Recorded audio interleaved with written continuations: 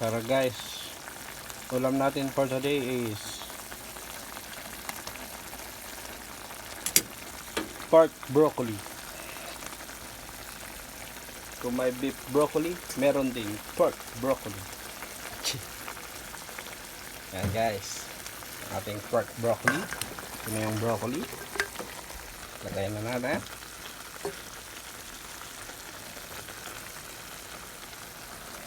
Sarap yan guys.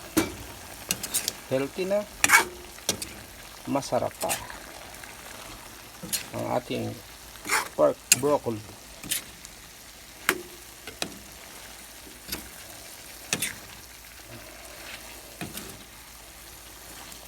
Yum. Yummy, yummy. Ang ating pork broccoli.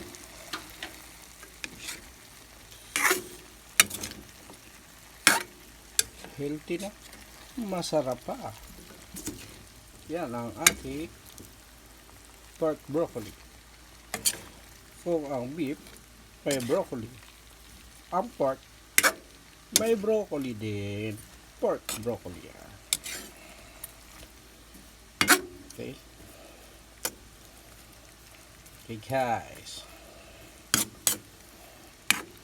Konting kulo-kulo lang yan. Okay na yan.